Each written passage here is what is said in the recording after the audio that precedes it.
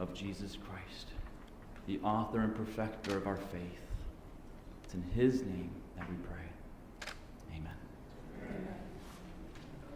Amen.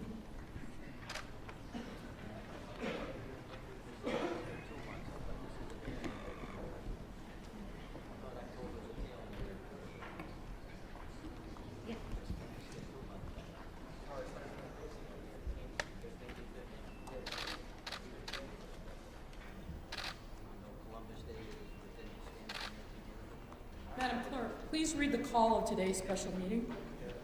The following call for a special meeting of the City Council was filed in my office on Wednesday, September 28, 2022 at 9:35 a.m.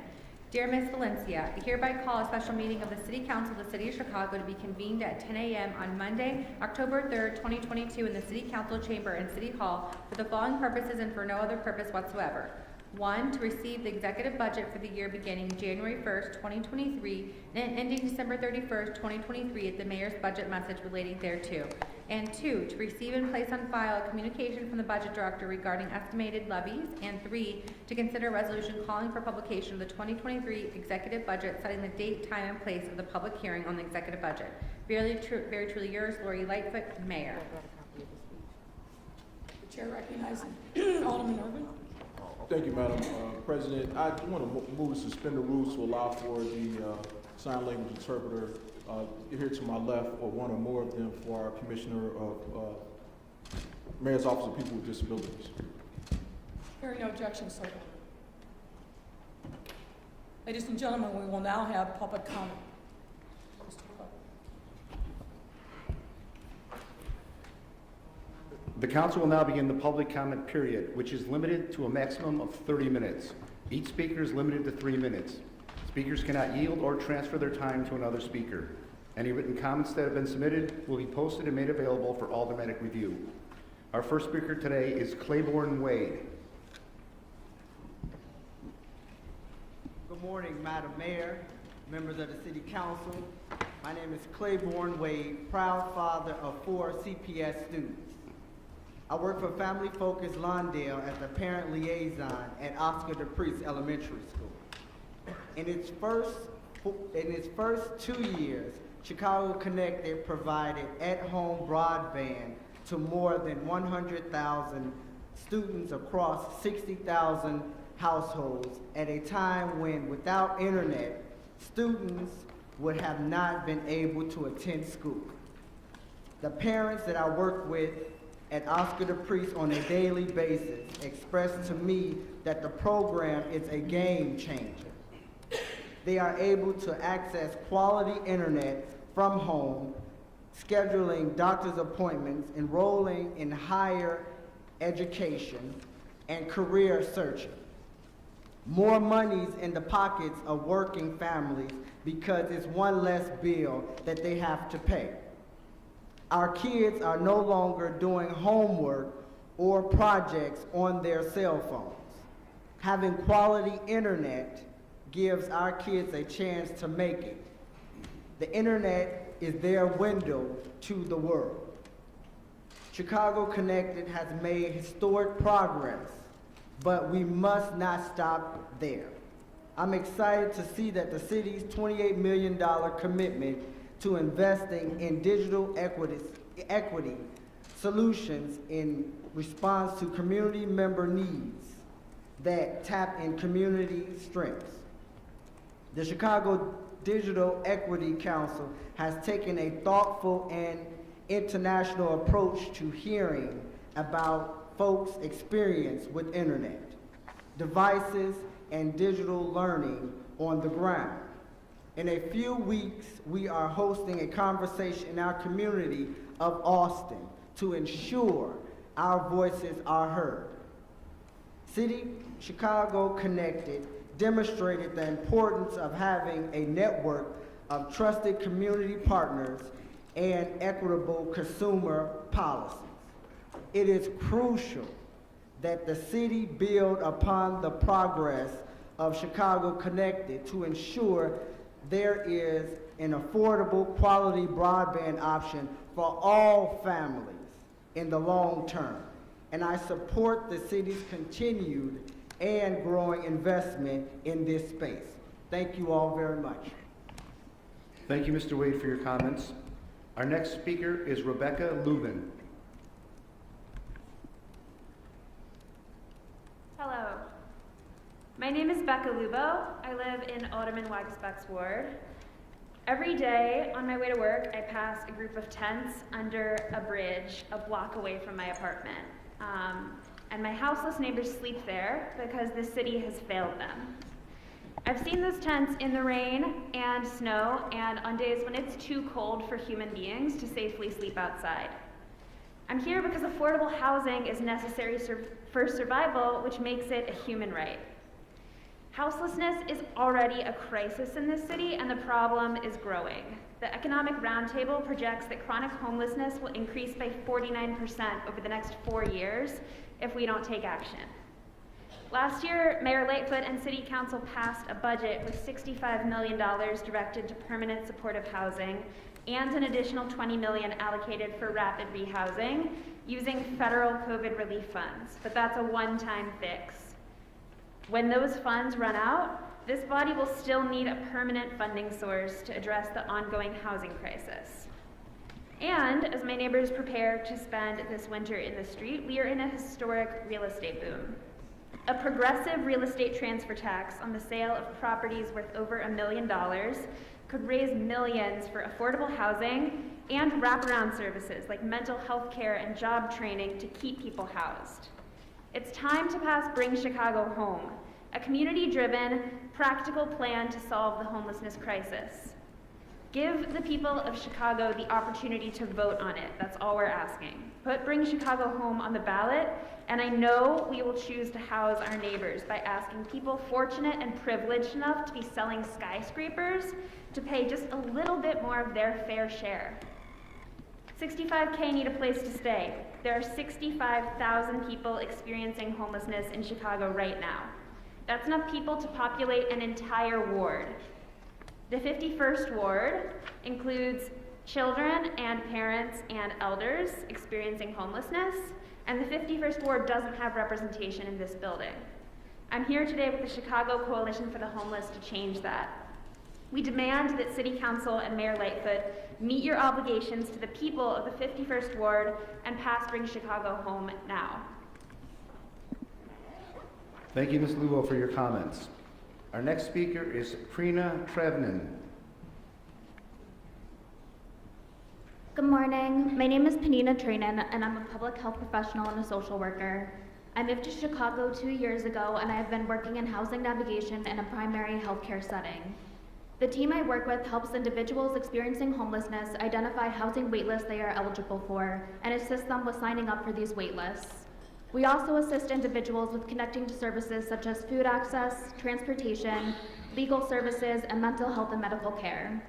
Because stable, safe housing is a basic human need, and because housing and health are so intertwined, many individuals experiencing homelessness are also experiencing adverse health outcomes that are exacerbated by these experiences. My team diligently provides information and assistance to folks experiencing homelessness on a daily basis, and long, lengthy wait lists are primarily the services we are able to provide. Over the past 2 years, the amount of times I have had to deliver the news to an individual seeking housing that there is nothing more they can do at this time besides wait indefinitely is hard to bear. I've witnessed individuals' medical conditions worsen and lives lost during this indefinite wait period, a wait period that sometimes lasts forever due to what the city states as lack of resources. This is not an isolated experience. 65,000 of our neighbors in Chicago are waiting for more resources. We need Bring Chicago Home on the ballot immediately to provide the much-needed housing resources our neighbors have been waiting for. Bring Chicago Home will change service delivery for my team and other housing and homelessness service providers.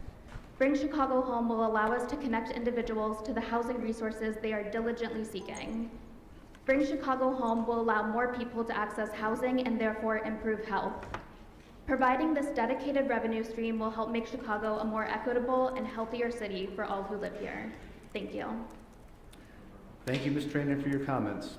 Our next speaker is Daryl Jemison.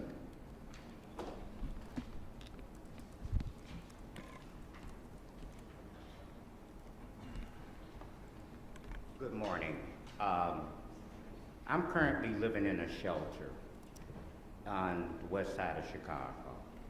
And I've been in several shelters throughout the years because of certain circumstances, personal circumstances. But in most of the shelters here that I've experienced, most of them, the services are horrendous as far as in reference to sanitation, as far as in certain foods that they give people that are outdated, as far as certain people in administrative capacities do not understand or have the empathy for the plight of the people that they're supposed to be able to help or supposed to help. Primarily, there's a lot of mental issues, there's a lot of drug issues. They have certain therapists that are not trained for the specific situations that people are in. They put everybody in a melting pot and try to stir it up, and it's not functioning. A lot of places do not have adequate facilities for the homeless, and primarily, most of the people there have lost their dignity and respect for themselves. So, in my personal opinion, from my experience, there needs to be a confab of not only spiritual and psychological, but people geared to specific needs of specific individuals and their situation. Thank you very much. Thank you, Mr. Jemison, for your comments. Our next speaker is Mr. George Blakemore. Okay. Good afternoon, Mr. Blakemore. You know it's this morning. Perhaps they should have had this Dog and Pony show on the road around 5:30 or 6. And when Necker and these rich suburbs, they have their meeting where the working poor can attend them. Anyway, thank you, Lady Lightfoot, for not going up on the tax. My problem I have many problems with the city of Chicago, our great city that are set on the lake. But with the budget, all this money that's set aside for these road police, it's a problem with these racist white policemen in the city of Chicago. Does Black Lives Matter? White lives matter. Hispanic lives matter. Asian lives matter. When hundreds of millions of dollars are spent on police abuse and settlement, but the police budget gonna be almost $1 billion or more. So don't blame nepotism, racism, corruption.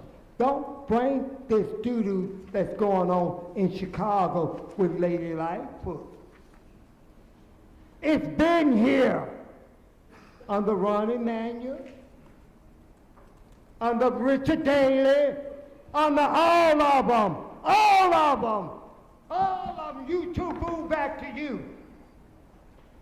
Racism is a culture of corruption here in this city. And you're going to make Lady Lightfoot your scapegoat. All the other candidates, I believe, and I have every right to believe this. I'm watching the other candidates, and none of them have the qualification of Lady Lightfoot. She's smart. She's black. And she's a lady.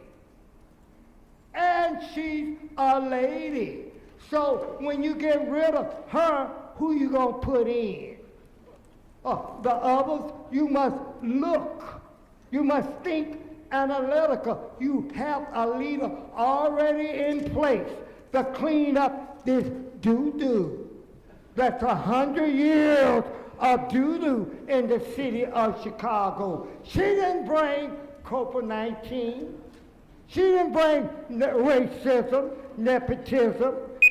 All right, I'm for you. Mr. Blakemore, thank you very much for your comments. However, your time has expired. Our next speaker is Carla Johnson.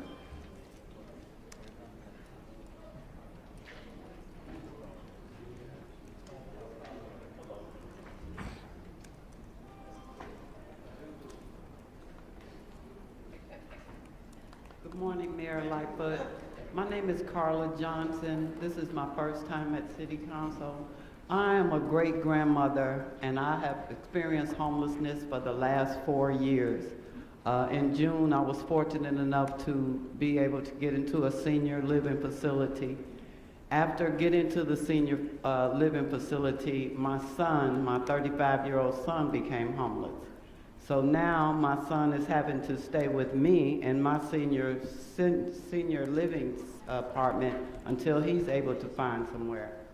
As we mentioned earlier, that 65,000 people in the city of Chicago are experiencing homelessness. We have been working, trying to come up with a solution. I'm a member of the Bring Chicago Home Coalition, and we wanted to get the real estate transfer tax on the ballot. The sale of the Thompson Center to the Google would have made that somewhat possible. Those funds could have been explicitly used for the homeless.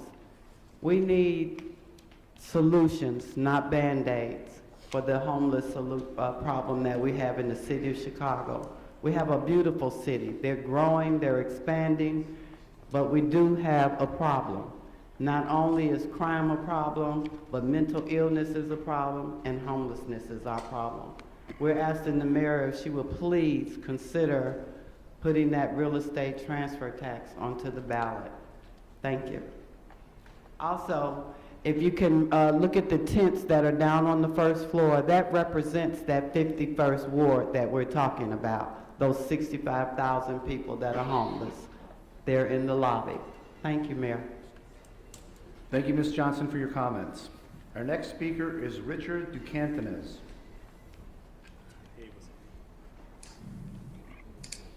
Good morning, Madam Mayor, members of the City Council.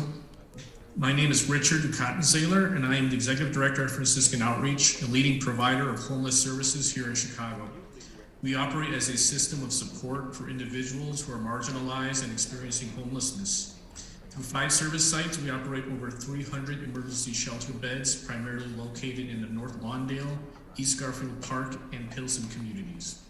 Every day, we offer healthy meals, warm beds, and vital case management for those who need guidance and access to critical resources such as housing, healthcare, income and employment, and substance use treatment. This year, we received additional funding from the Chicago Department of Family and Support Services that allowed our organization to offer a starting wage of over $19 an hour for frontline staff, and we were also able to provide additional case management support for our guests. Last week, the Department of Housing released an RFP to fund the acquisition and possible rehabilitation of buildings and other properties within the city of Chicago to be used as non-congregate shelter for people experiencing homelessness. This is a tremendous leap forward for improved public health for individuals residing in emergency shelters. The department seeks proposals from operators of existing homeless shelters who are in fundamental need and critical need for new space to provide emergency shelter.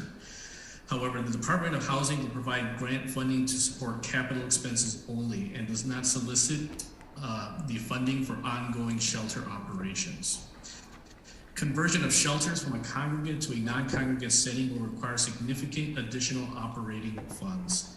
I am here today to request consideration of additional infrastructure funding for existing shelters to provide to be able to successfully meet the demands and costs associated with the operations of non-congregate shelter. While we fully support the goal to transition shelter operations to a non-congregate setting, we do acknowledge this will require additional resources.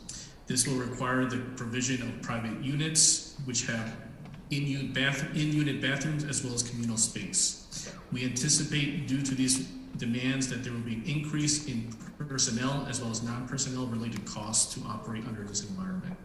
As you know, emergency shelters are critical to the system, and we serve as the vital safety net that saves thousands of lives each year, especially during inclement weather.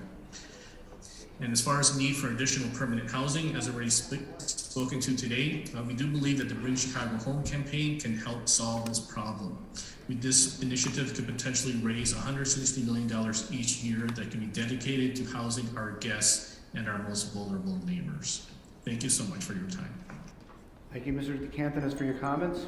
Our next speaker is Carolyn Ross.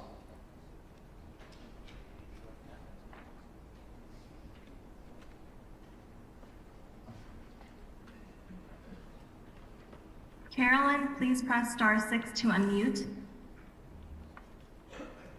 Thank you, and good morning, Honorable Mayor and members of the City Council. I'm Carolyn Ross, President and CEO of All Chicago Making Homelessness History. I'm here today to convey our appreciation and support in reference to how the city has invested Chicago Recovery Plan resources into the service system of housing and homelessness. All Chicago works closely with stakeholders throughout Chicago and serves as the lead nonprofit partner on preventing and ending homelessness in the city of Chicago. All Chicago does not provide direct services, rather we coordinate system-wide solutions such as the Expedited Housing Initiative, which coordinates many homeless service providers to use moving events at shelters and encampments to help people experiencing homelessness move quickly into housing. All Chicago also coordinates other homeless solutions such as the city's shelter diversion pilot program, employment programming, which connects people experiencing homelessness to employment training and benefit enrollment opportunities, and managing programs focused on providing rental assistance and homeless prevention funding. In 2021, All Chicago coordinated the Chicago Continuum of Care to create a plan on how federal COVID-19 recovery funds should be utilized. The Chicago Continuum of Care is made up of over 100 stakeholders invested in preventing and ending homelessness, including city departments, homeless and gender-based violence service providers, people with lived experience, philanthropic partners, business representatives, and affordable housing developers. We are grateful that the COC was heard and the COC's request for these investments needed to prevent and end homelessness in Chicago are included in the Chicago Recovery Plan. In order to prevent and end homelessness for all Chicagoans, we know we need access to safe shelter options, which is why the COC requested the city invest in shelter facility upgrades and creating access to non-congregate shelter options. Shelter is often the last resort for people facing homelessness, and it's also one of the best ways we can engage with people experiencing homelessness to get them on a housing pathway to end their homelessness for good. We believe the city's efforts around shelter are critical investments for people who are experiencing homelessness. We know we need more access to affordable housing, and we're experiencing this issue throughout the city and the country, and the Chicago Recovery Plan's investments in affordable housing creation, along with continued investments, will begin to close that gap. We know we need homelessness dedicated programs for our neighbors that need both a housing subsidy and housing stabilization support. Specifically, I've seen how directly these investments in a homeless dedicated program model called Rapid Rehousing has housed over 1,700 people in the last 18 months. This program, the Expedited Housing Initiative, coordinated by All Chicago, has resulted in a significant increase. Ms. Ross, thank you very much for your comments. However, your time has expired. Our next speaker is Ariel Dene. Ariel Dene is not present. Our next speaker is Robert Castaneda.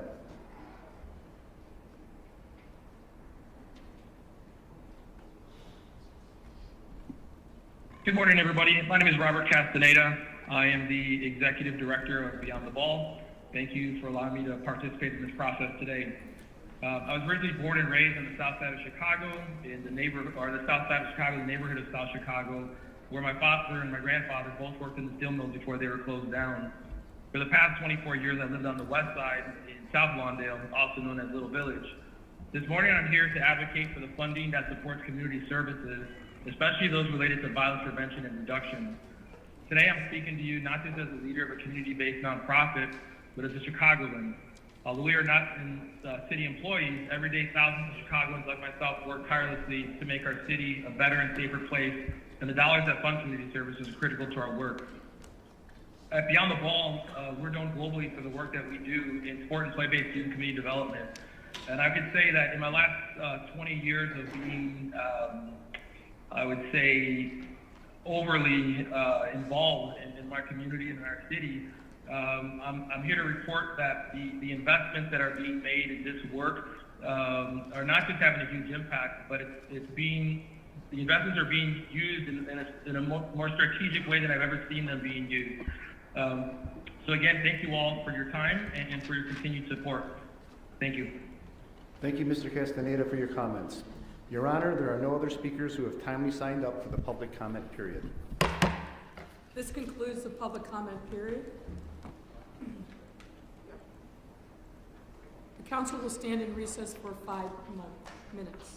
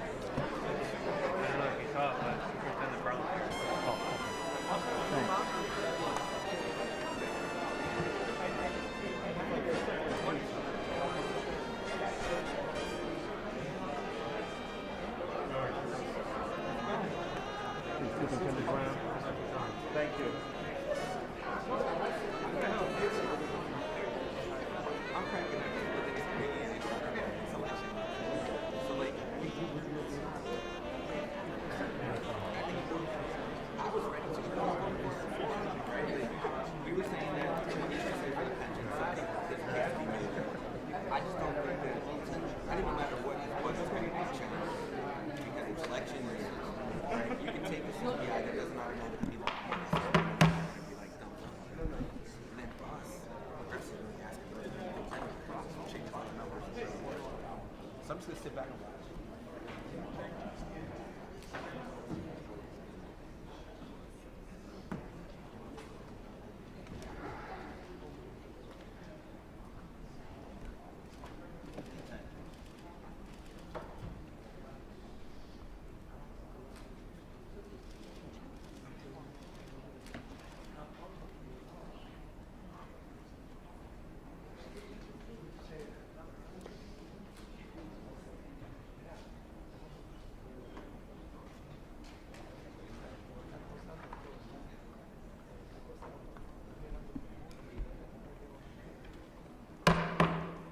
Next up, ladies and gentlemen, is communications. Madam Clerk. Ladies and gentlemen, I transmit here with the proposed 2023 budget recommendations. Your favorable consideration of this item will be appreciated. Very truly yours, Lori Lightfoot, Mayor. Referred to the Committee on Budget and Government Operations. I, City Clerk Ann Valencia, have received a communication from Susie Park, Budget Director, dated October 3rd, 2022, pursuant to Section 18-55 of the Illinois Truth in Taxation Law regarding the 2023 aggregate property tax levies, which is placed on file. That concludes communications. Thank you, Madam Clerk. Ladies and gentlemen, over the last 3.5 years, our city, our government, and our people have faced unprecedented challenges. Our entire way of life has changed, and we're still finding our way to our new normal. And as we continue to put the pandemic in the rearview mirror, our city is as strong and resilient as ever before, and our future is bright. Budgets passed by this body have consistently met the moment, the challenges we have faced, by providing our residents with the support they needed when they needed it. Along with me, every year, a majority of this body has made the tough but necessary decisions to continue our journey to be true fiscal fiduciaries that the job demands, to meet our pension obligations, to end scoop and toss, and in the process, to close historic budget deficits. You recall, we first closed an $838 million deficit left by the previous administration, and then a COVID-19 induced deficit of $1.2 billion. We met each of these challenges without cutting services and without laying off employees. I want to thank each and every one of you who joined me in making the tough calls, put aside the politics, and worked not just as advocates for your ward, but as fiduciaries for the entire city. All of our residents have and will continue to benefit from your thoughtful and intentional stewardship. But as you know, budgets are not just math problems. They are and must be value statements. Value statements about how and why we invest, and importantly in this city, where we invest. For my first official words as the 56th mayor of this city, I challenge each of us to see the whole city, the beautiful mosaic that we call home, all 77 neighborhoods, and especially those that have been historically neglected for far too long. I have, and I will continue to be, unapologetic about the need to invest south of Roosevelt Road and west of Ashland. All of our children have a right to see, feel, and touch the richness that one of the wealthiest cities in the world has to offer. And let me remind you, neglect is not cost-free. Neglect is not only morally wrong, but is also fiscally foolish, as we have come to know in this city all too well. We have been carrying a heavy burden for decades of neglect, whether we want to acknowledge it or not. It shows up in the billions that we have spent on policing and incarceration, instead of pouring a fraction of those dollars into better schools, affordable housing, jobs, and infrastructure. It shows up in the trauma that shrouds too many of our homes and neighborhoods and chokes off the dreams and aspirations of individual communities. What I have asked this body to do over 3 successive years, and now again today, with a 4th budget, is to be bold with me, to continue to right historic wrongs, so that all of our residents who call this beloved city home will benefit and be able to fulfill their God-given potential. As a result of coming together and working in collaboration, we have scored historic wins for our residents in these past 3 budgets. Getting our fiscal house in order is foundational to all the other investments that we want and need to make for our residents. Over and over again, with your collaboration, we have changed historic financial practices by living within our means so that we can end the practices of compelling taxpayers to bail us out from our fiscal mismanagement. Last year, we climbed the debt ramp by ending scoop and toss, and now we are paying down our total outstanding debt. Thanks to better cash flow management, I am proud to share that we have lowered the city's general debt by $340 million and saved $22 million by eliminating a $1 billion line of credit at the start of my term. By fiscal year 2023, we will have reduced our outstanding debt by $866 million.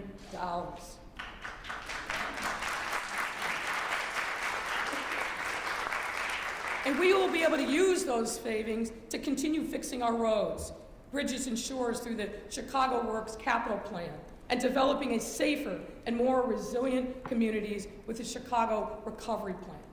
Our equity-based investment strategy that includes $1.9 billion from the American Rescue Plan Act and another $660 million in local bond funds.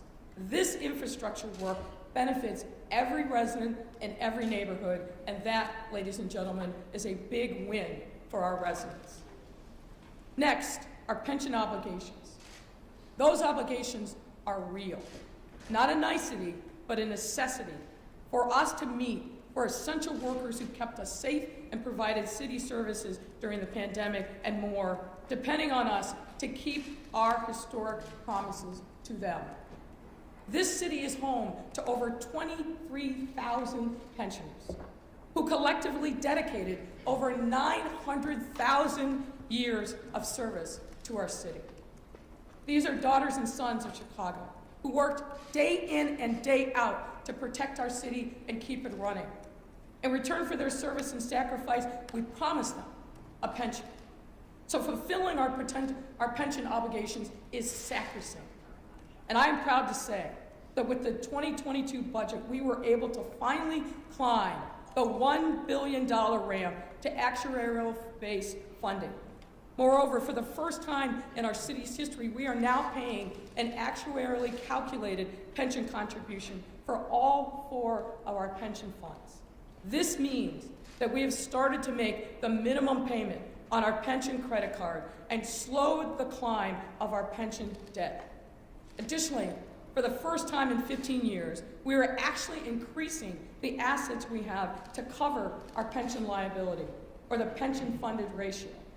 This is another historic win for our pensioners, the police, fire, laborers, and other municipal employees who continue delivering for our residents as public servants and depend upon the pensions that they are earning every day. And while we're on pensions, we can't forget the work that we've done to secure a $2 billion casino for revenues for the police and fire pensions, as well as $2 billion in revenue that will go to the state of Illinois to fund vertical capital projects across the state. After 3 decades of pursuit, this casino will generate 3,000 construction jobs, 3,000 operating jobs, and is one of the most equitable casino projects in the country. And while we have been getting our fiscal house in order, we have also, as you know, been making transformative investments in people and places. This work begins, of course, where we always begin, by looking internally for savings. We also have, recently announced, paid parental leave for all of our employees. Under this new policy, all city employees will receive up to 12 weeks of paid parental leave, regardless of whether they are birthing or a non-birthing parent.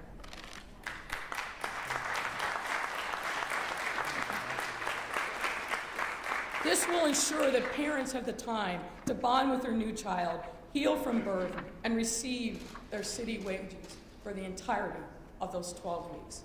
This is a big step forward for our city employees. Externally, and every year, we've also continued to make meaningful investment in overall community safety. Recognizing public safety must be data-driven and involve deep community collaboration. We are doing the work to have the best trained, constitutionally driven police force and are creating alternative forms of crisis response, all while recognizing that lasting peace only comes through investing our way out of the root causes of the violence and not simply arresting our way out of the problem. Study after study tells us that the built environment, and specifically public infrastructure, plays a key role in community safety. The Chicago Department of Transportation's work in improving streets and alleys and lighting plays an important role in helping combat crime. Since the investments in the Chicago Works Plan, CDOT has paved 262 miles of streets and alleys and installed 280,000 smart lighting fixtures across our city, saving us over $100 million in 10 years. This has been particularly important in our most neglected communities where deferred maintenance meant poor lighting and potholes and crumbling streets were the norm. Thank you, Commissioner Biaggi and your whole team for your great work.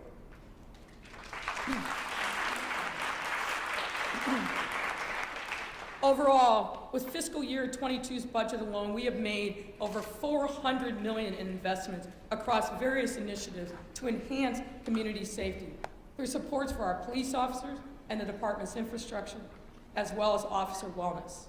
We have made dramatic increases in investments for violence prevention in programs such as street outreach, which was a mere $1 million when I took office, and now is at 15 times that amount with $52 million annually, in addition to the investments funded through the Chicago Recovery Plan per year.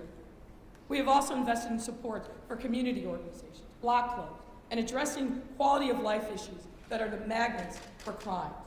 This includes an $87 million investment in the largest vacant lot cleanup program in the city's history and one of the largest in the country. Research has shown vacant lot cleanup programs have significant impacts in reducing gun violence and increasing community safety. We have also made deep investments in our youth and their families. For example, connecting our young people to safe and productive activities in their out-of-school time, summer jobs, and year-round youth employment. We have also not ignored the trauma and health concerns that afflict way too many people across our city. Beginning with our first budget in 2019, we have increased mental health funding more than 7-fold, as the mental health budget was then $12 million annually, and as of 2022 is now $89 million.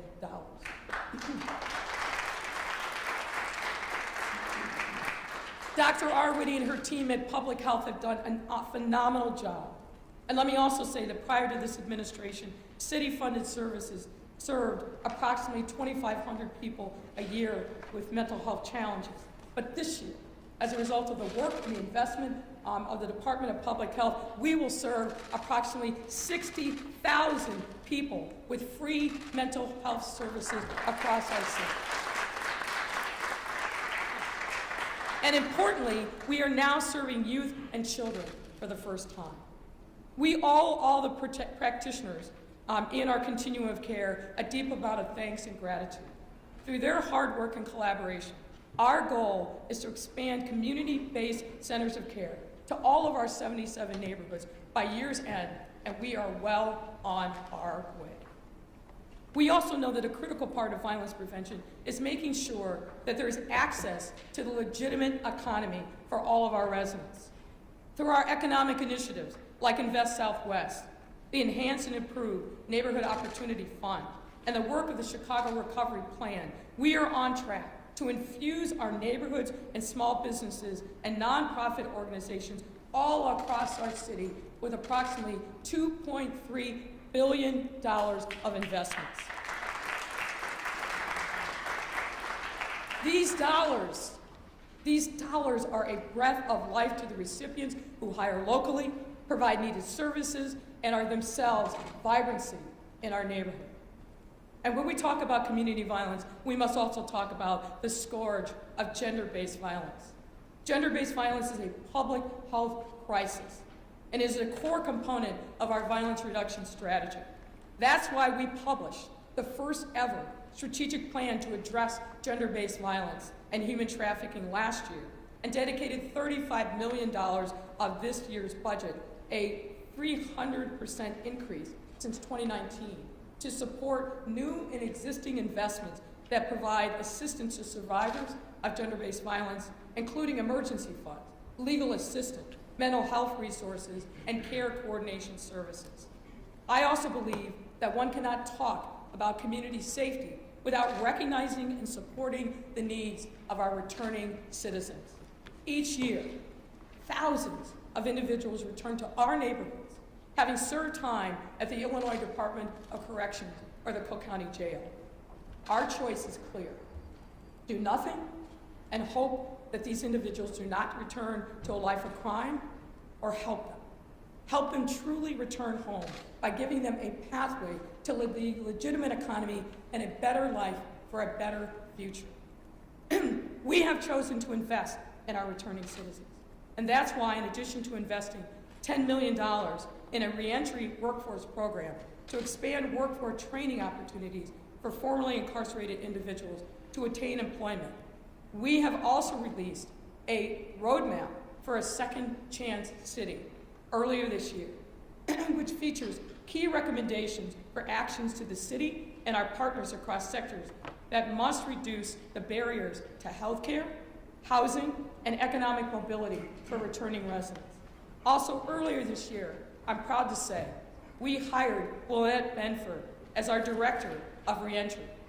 Willette is a returning resident herself, now leads the city's reentry work from the mayor's office to coordinate citywide efforts to strengthen our support for returning residents and make sure the $10 million invested as part of the Chicago Recovery Plan has real maximum impact.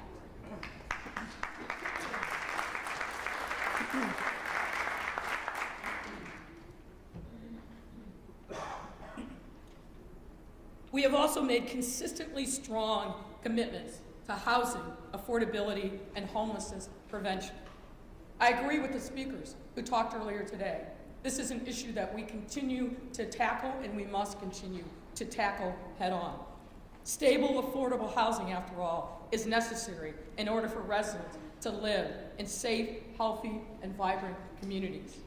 To further strengthen our social safety net for residents without housing needs, we dedicated more than $155 million towards additional investments in affordable housing initiatives. And then in December of last year, as a direct result of the Chicago Recovery Plan's affordable housing investment, we announced the largest multifamily investment round in Chicago's history. This will enable us to develop $1 billion, and yes, that's $1 billion with a B, in new housing, and represent 2,500 new and preserved homes for low and moderate income Chicagoans. We also currently have 52 affordable housing developments in our pipeline, all scheduled to close between now and 2024.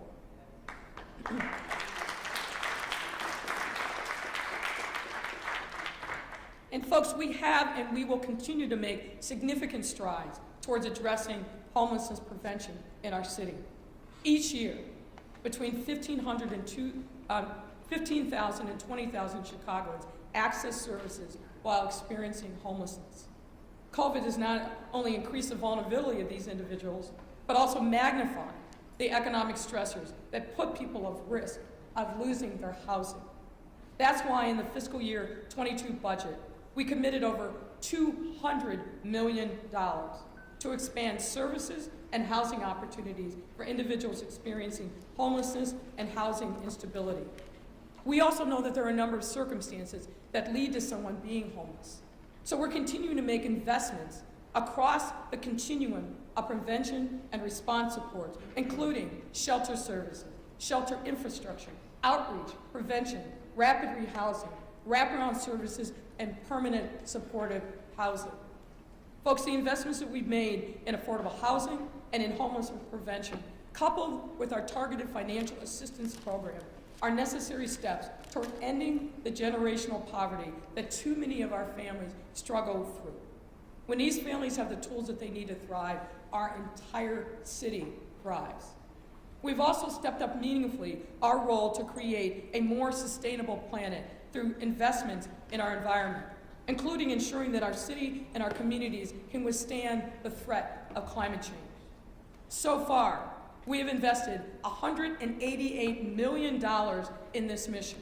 And this is the largest one-time investment in climate mitigation, adaptation, and environmental justice priorities in the city's history. And we will help us set and implement bold, equitable climate goals.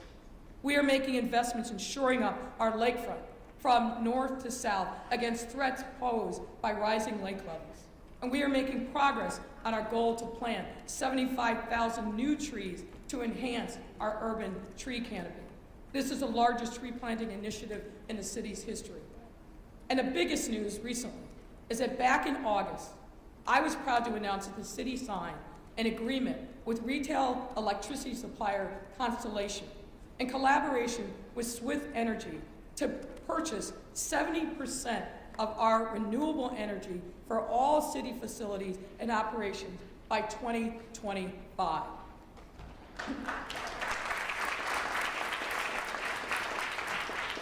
This agreement, which includes supplying Chicago with about 300 megawatts of new Illinois solar power, enough to power all of our large electricity uses, like O'Hare, Midway, and water pumping stations, will allow us to achieve our citywide goal of transitioning all city operations to 100% renewable sources by 2025. It will make a significant difference in our fight against climate change. These are some examples of the investments that we have made together. Importantly, every single one of these investments has been done with an eye towards equity and inclusion. And we now have the opportunity to do more. Now, I know that some of you, some in our city, and even in this very body, think that making real the values of equity and inclusion is a fundamentally flawed strategy.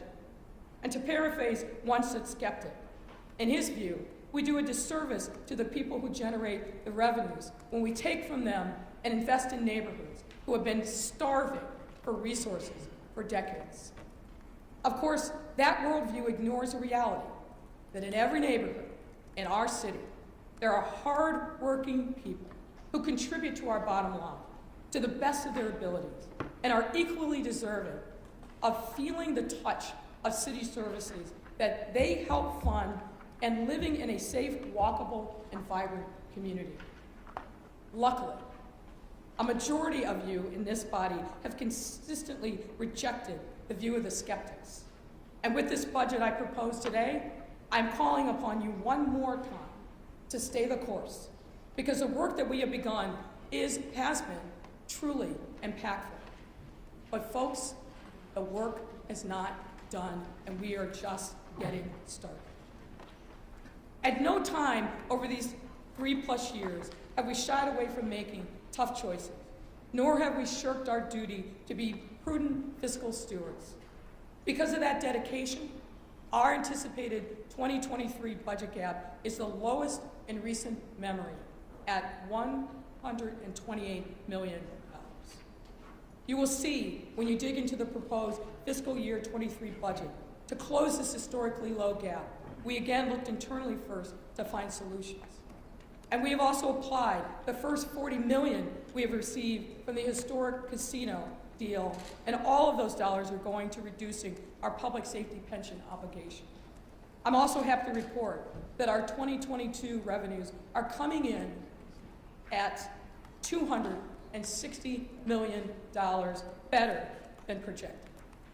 That's a big deal, and you can clap for that.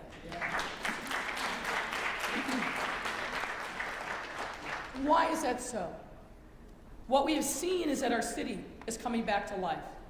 People are coming back downtown for work and leisure. Our restaurants and stores are starting to see better than pre-pandemic revenues. McCormick Place is again seeing growth in bookings for conventions and meetings. And businesses continue to make pro-Chicago decisions. Google's announcement that it would bring 3,000 to 5,000 new jobs to a redesigned Thompson Center is no fluke. Google joins 122 other companies that this year alone have made pro-Chicago decisions through either corporate relocation or significant expansions of their existing footprints. Companies with household names like Kellogg or Mars that could literally go anywhere in the world but are choosing Chicago. This list also includes lesser known but no less important companies like AeroQ, a quantum computing startup that has opened in Alderwoman Mitt's world, which is taking advantage of Chicago's formidable advantage in quantum computing resources. Congratulations, Alderwoman Mitts. Another example is Harvest Food Groups, which is investing $60 million in a new food production facility. This facility will be located in an 8-acre plot of city land that has been vacant in the back of the yards for over 15 years and represents an expansion that will create and retain over 250 new jobs. Alderman Cardenas, I know you are pleased with this investment.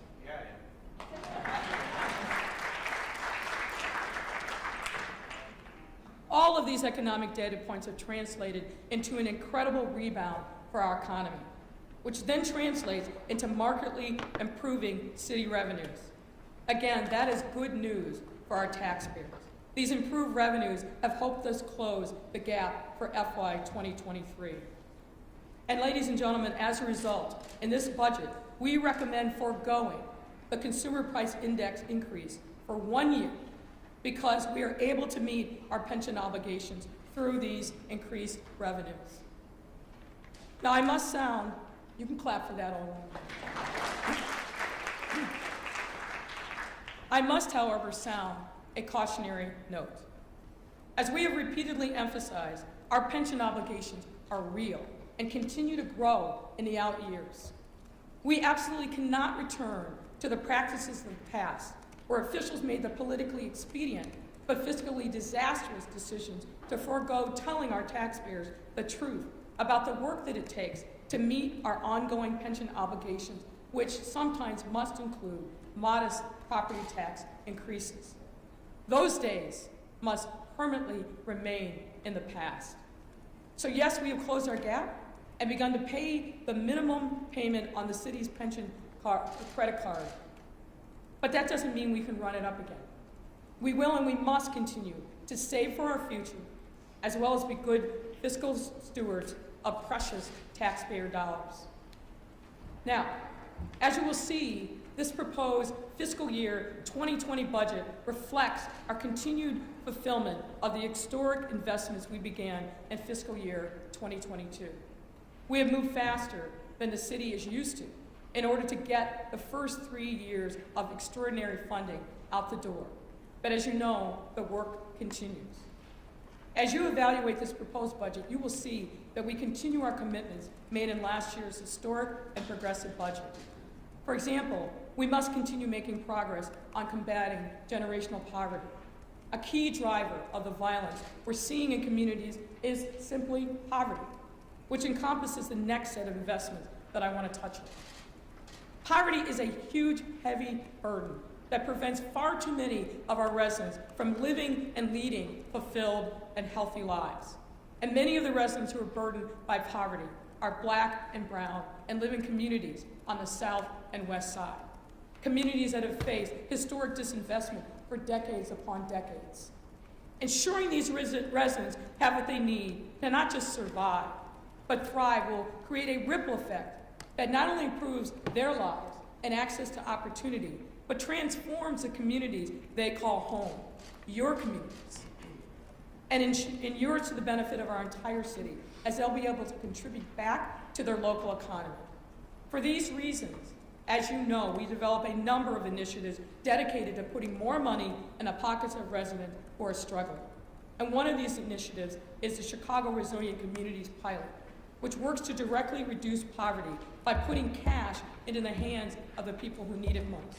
I want to again thank Alderman and Chairman Gil Villegas for making this a priority and pushing us to do what is right. This $31.5 million cash assistance pilot, supported by the American Rescue Plan, is providing 5,000 households with over $500 per month for 1 year.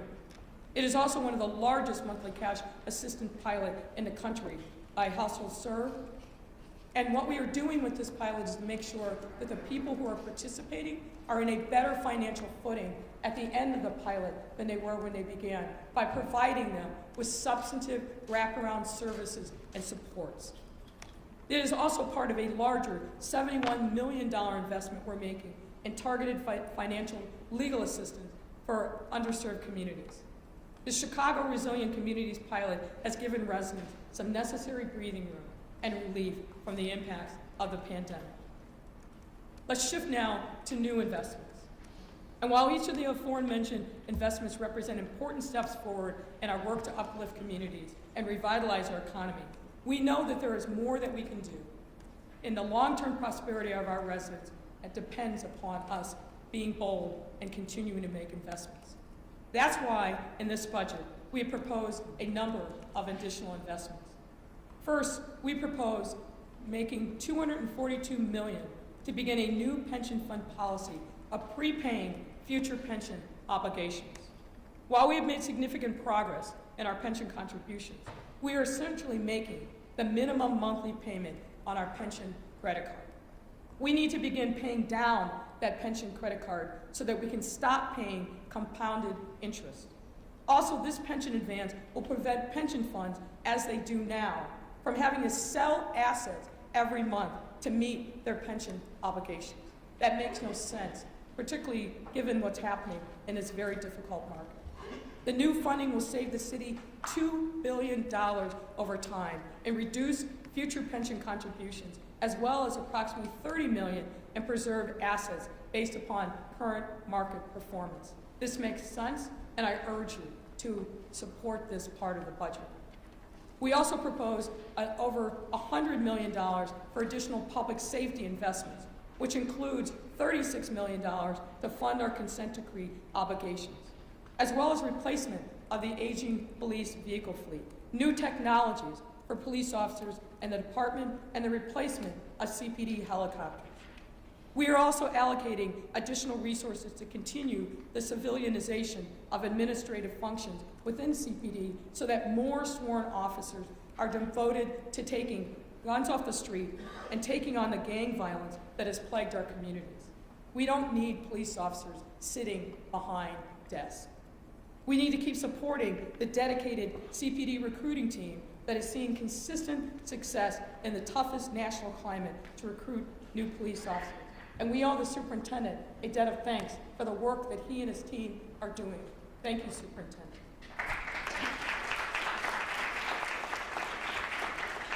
Importantly, the current recruiting trends are on track to yield the largest year of academy recruits and largest in recent memory, larger than the so-called surges in 2017 or 2018.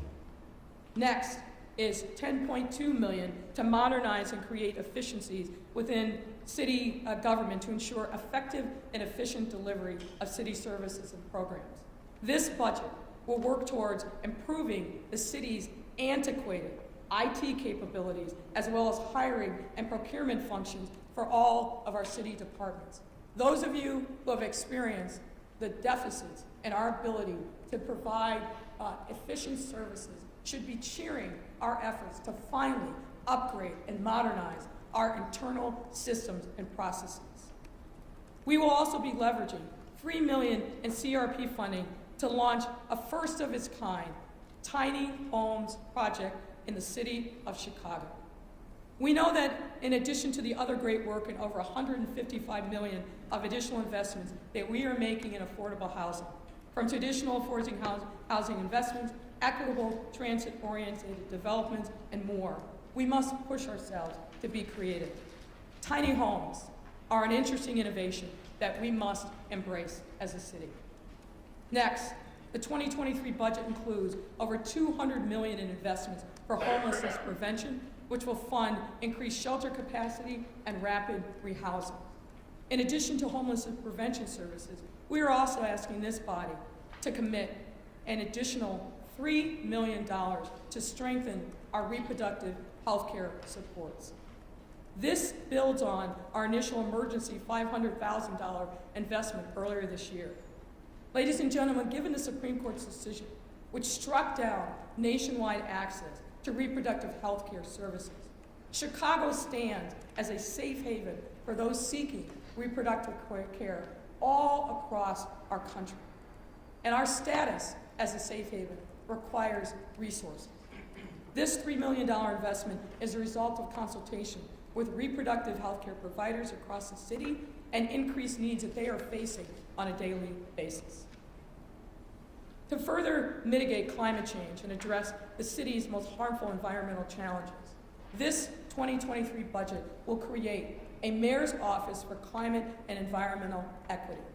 This new office will steer our climate and environmental justice agenda and propel a whole of government action to realize the goals set by the 2022 Climate Action Plan to reduce the city's carbon emissions by 62% by 2040, and while improving residents' quality of life and delivering the equitable socioeconomic benefits they deserve. We have taken great strides in the environment, and doing our role as environmental stewards, this new office will help us even further those initiatives. And speaking of equity, I must also mention that this budget proposes the codification of the Office of Equity and Racial Justice in our municipal code. This will ensure that equity becomes part of the expectation of city government's performance. It will also require that all departments make and maintain a strategic plan that advances racial equity and publicly report on their progress annually as a part of the budget process. Next, given the recent increase in the need for resources available to support migrants coming to Chicago, we have asked for in this budget $5 million to support that work and other contingencies. This is an unprecedented need that we have in our city. The city government and our partners in the community are doing everything that we can to make real our role as a welcoming city, but once again, we need additional resources. Our expectation is that because this is a national problem, the federal government will step up and do more, but we need to also make sure that we are doing our part and putting our money where our values are. So we're asking for this $5 million in additional supports. And to continue to support our creative economy, the artists, the musicians that were so hard hit during COVID. The 2023 budget continues our $10 million investment in the Chicago Recovery Plan to support artists and arts and culture institutions across our city, while adding to an additional $10 million of corporate funds for commitment, which continues into 2023, for a total of $20 million in investment, separate from the hotel tax. And finally, this budget also reflects significant progress on our work to tackle regressive fines and fees. We are proposing a new debt relief program that will enable residents and small businesses with outstanding administrative hearing debt to find a pathway to compliance. Participants will be able to pay off all original fine amounts via a payment plan and subsequently waive fees associated with the debt. As our post-pandemic future draws near, it is vital for us to continue creating safer and more resilient communities that can withstand the test of time, crisis, or whatever else comes our way. The only way that we can do that is by staying true to our values and ensuring that no resident is left behind. And while we've accomplished a lot over these past 3 years, even during a global pandemic, our hard work is by no means finished. In many ways, it's just starting. We've righted the financial ship. We've invested deeply in our people and places along the way. Now is our time to stay the course so that we enable our residents to sail into a more equitable and inclusive future. Ladies and gentlemen, I believe that each and every one of us are holders of the public trust, and our residents need to see us reflect the realities of their lived experience in the work that we do here in this chamber and outside in city government. By supporting this budget, which combines fiscal prudence with continued and new investments, we will help our residents continue to recover, and by doing so, our city to prosper for years and years to come. I now turn this budget over to you for review, consideration, and my hope is for passage. Thank you for your daily sacrifices on behalf of our residents, and God bless the city of Chicago. Thank you.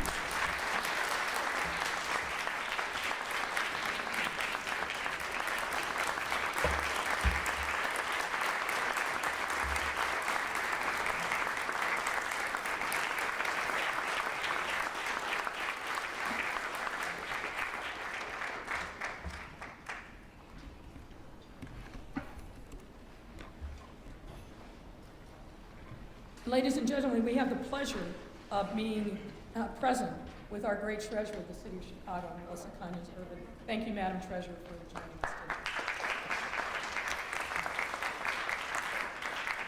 The chair recognizes Chairman Dow. Thank you, Madam President.